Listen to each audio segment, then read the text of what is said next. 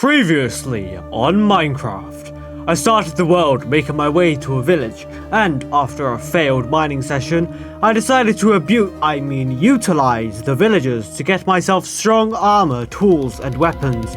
I also got myself a mending villager named Mr. Mendy, who I plan to farm a bollock ton of mending books from to avoid having to deal with the new villager mechanics. Anyways, on to this episode of Minecraft. Here we are, back playing Minecraft. Today I want to go mining, upgrade the enchantments on my gear, and build myself a starter base. Let's start with the mining part. I did a few more trades with my villagers to get myself some more golden carrots, before breaking the number one rule of Minecraft to get down to the caves for mining. Haha, fuck you, creeper.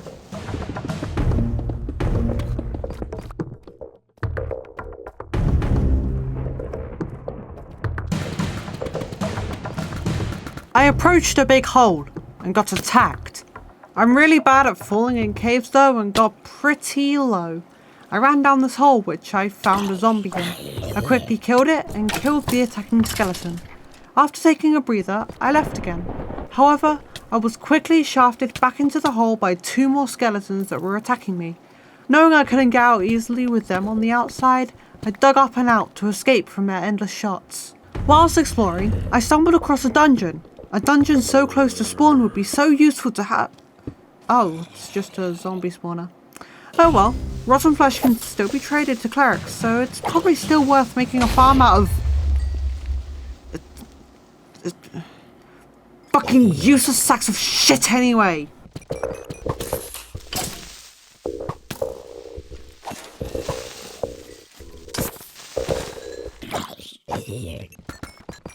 I tried venturing further down, however eventually hit bedrock. I was at deep slate. I don't know why I expected.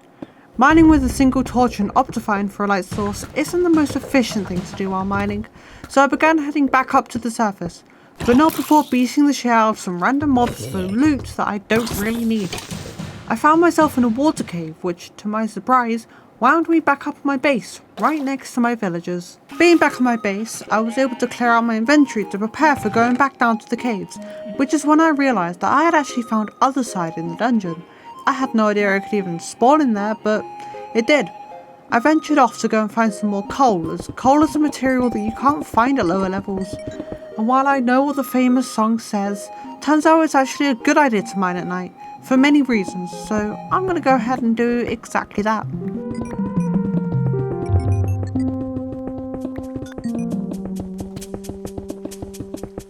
I did do some exploring of more shallow caves, which, while it did mean I couldn't find any diamonds, it also meant that I could collect other materials at a higher frequency than I would be at lower levels, if even available at all, so it was worth it. However, I didn't stay for long, and I would find myself going deeper. I stumbled across an amethyst geode, which was interesting. Though, without much need for amethyst currently, I decided to leave it alone. I mined for a little bit longer until eventually, it happened.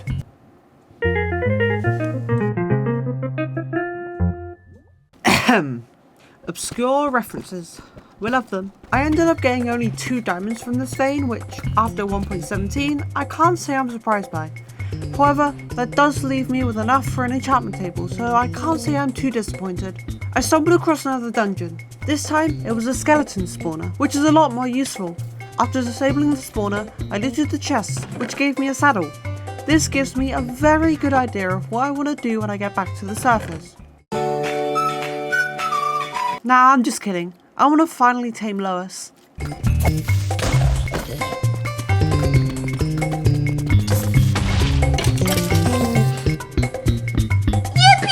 I was only really finding redstone after this, and after a failed attempt to kill a bat, I decided to just head back up to the surface. When I got back up to the surface, I took a little nap and got back to work. I noticed there was a ruined portal very close to my base, which I had somehow not noticed yet. I looted it, and yeah, when you've got infinite diamond tools from your villagers, it's hard to get excited over gold tools and a fire charge. Though this did remind me that I'd forgot to gather some obsidian while I was down in the mines, so that is an order of business that I need to remember to do. I went to tame Lois, who was being a stubborn little horse, but I eventually won her over.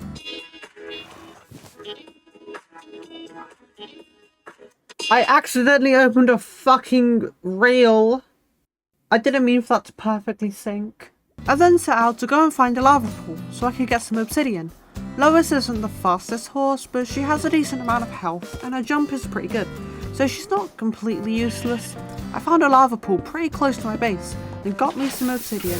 I gathered up enough obsidian to fill the corners of my nether portal because I ain't no broke bitch, as well as getting some for my enchantment table that I'm now able to make. I put together my nether portal on the side of the mountain and lit it with a fire charge because I'm quirky.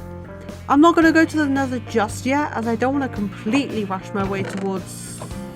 Hi Lois. How are you today? All of my ores that I mined just now still need smelting, so I made myself a few furnaces and threw them on all to smelt. Okay, real talk. I've tamed many horses in Minecraft, but Lois has to be one of the most curious horses I've ever met. She always came up to me like she was interested in what I was doing. More people should be like Lois. The world would be a better place. I farmed up all my wheat to trade with my farmer, which again, Lois was very interested in. I think she wanted to help out, but I had to tell her that A, I don't need help, and B, she's a fucking horse. I traded all my resources with the villagers to get myself enough emeralds to buy myself some more bookshelves. They're quite pricey with Mr. Mendy, but it's easier than getting leather from a farm, so I'd rather buy them from him. I farmed up all my sugarcane, which I stupidly made into sugar like a dumbass, instead of the paper that I needed. I finally made my enchantment table and started placing the bookshelves down for it. I gathered more wood to trade with my Fletchers when I noticed another cat nearby. Well, if the cats keep spawning, I might as well tame them. I hopped in the water and grabbed some fish. However, this cat was a lot hungrier than my jelly cat, so it took a little more convincing. I will have a cat army to watch over my villagers. I traded up for the rest of my bookshelves and finally got to work with enchanting all of my tools. But not before I saw yet another cat, which of course I tamed. And after failing to make a grindstone, I started enchanting. The enchantment went just about how you'd expect the gamble of the enchantment table to go, though I can't say I'm crazy disappointed in my enchantments. With the enchantments done and the mining session done, I decided to begin work on my starter base, and I've decided I want to build it right here. This here is the SS DINO, cleverly named by my girlfriend, who also chose the flag patterns. I'm using a mod called Lightmatica to make a blueprint of the build for easy transferring to my survival world. The first course of action for the construction of the SS DINO is to make an air pocket where the boat is going to go. As you may or may not know, building underwater is a pain in the ass, so I want to basically remove all the water that surrounds the boat's location to make it easier to build. I'm doing this with the old sand method as I am yet to have any sponges. However, it's not a big boat, so it's not too big of a deal. I started by collecting up a boatload of sand, get it? To drain out the area that I placed the schematic in. I then came back to the base and marked out a platform for the sand to fall on using non-falling blocks. I also started placing the sand to drain out the area. This took a hell of a lot of my time, so enjoy this little time lapse of me placing and breaking blocks while I tell you interesting facts about boats. Ships have a finite lifespan. Most ocean-going cargo ships have a lifespan of 20 to 30 years, but a plywood or fiberglass sailboat has 30 to 40 years. Ships constructed of solid wood can survive considerably longer, but they must be maintained regularly. If properly maintained, a steel-hulled boat can survive over 100 years. Because freshwater lakes are less corrosive than seawater lakes, freshwater ships endure longer. Even though boats are highly robust, some sink when they clash with other vessels or objects. In 1987, the passenger ferry Dona Paz crashed with an oil tanker, killing 4,375 people. The Titanic, formerly thought to be unsinkable, sank in 1912 after colliding with an iceberg. When the ship sank, 1,517 people died.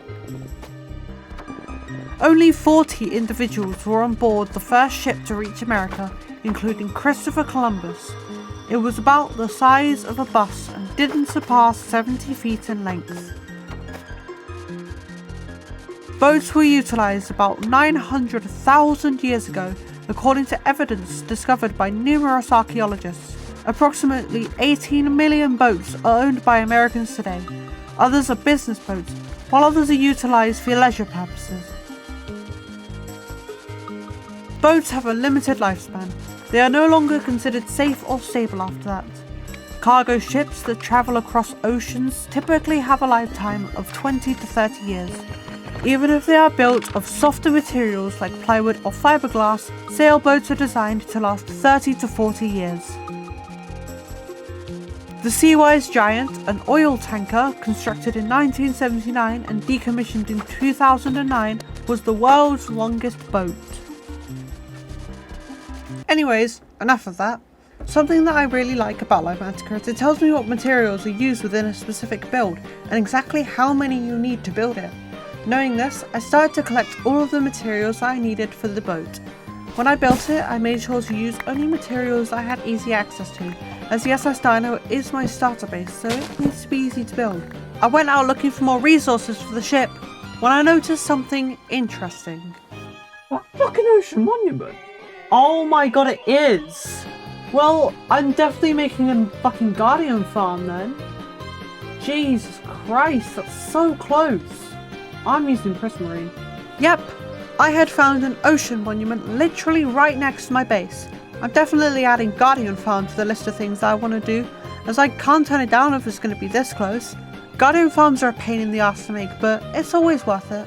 I went out on a boat, searching for not only these rose bushes, but also some cacti, which I wanted for the dyes I need for the flags. Though, while I was out searching for cacti, I also stumbled across sea pickles, which I might as well take for the lime dye instead of crafting it from scratch. And with that all sorted and the rest of the wood gathered, I finally have all the resources I need to build the SS DINO. So I began work, forgetting to install the replay mod. I'm really fucking stupid. I'll make sure I have it installed for next episode, as it makes for much better building videos.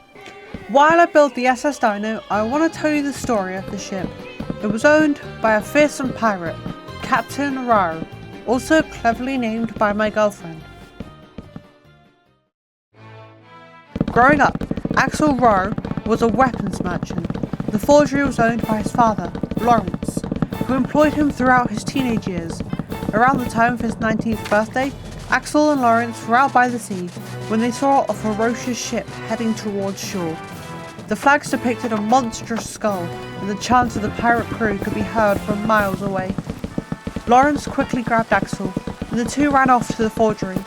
They knew the pirates would be heading towards their village, aiming to pillage and kidnap all of the residents for their growing crew. Axel and his father grabbed hold of their strongest weapons and locked the doors to their forgery.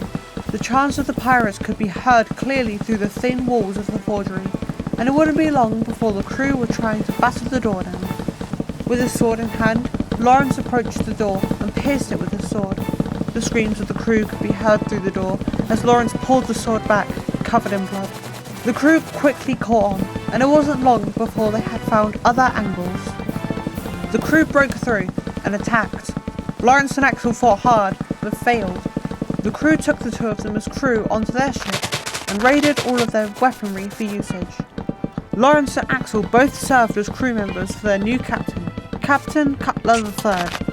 Cutler's ship, the Hangman's Galleon, was the more feared ship across the seven seas, and Captain Cutler III was equally as feared, even by those in his crew, all but Lawrence. Lawrence wanted his old life back. He wanted to return back to his village, save all of his neighbours, and bring back the life he once knew. He had plans to kill the captain and crash the ship into the shore to prevent it from being reused. Cutler quickly caught on, however. He noticed a shift in Axel's behaviour and got suspicious. Cutler gave Axel two options: either tell him everything or walk the plank. Axel, knowing full well that his dad would be executed if he told Cutler what was happening, refused to speak. He was forced to walk the plank, and the whole crew watched and chanted at him for being a traitor. He fell down into the water, his body sinking, and the crew presumed him dead, sailing away from his sunken corpse. However, Axel survived. Axel spent a few days lost at sea, shivering and shaking, until a group of rescues would find him. They brought him back to the shore, in which they fed him and checked his vitals. Over the next few months, Axel would make a full recovery. He returned to the shore, where he would notice a shipwreck. He remembered what he lost when he was left to drown, and he got to work. He rebuilt the ship, rebuilding every function of it, before giving it the name SS DINO, and he set out to sea to avenge who he lost: his father. And with that, the SS DINO is complete. For my first proper build in this world, I'm really proud of the outcome, and I like the idea of giving this world and my builds more lore elements to them. If this proves to be good for the series, I'll keep adding lore to my builds. In my next video, I want to explore the Nether, take on both a Nether fortress and a bastion, as well as maybe getting myself some netherite. Thank you for watching. If you liked it, please hit the like button and share with a friend if you think they'll be interested. And until next time, goodbye.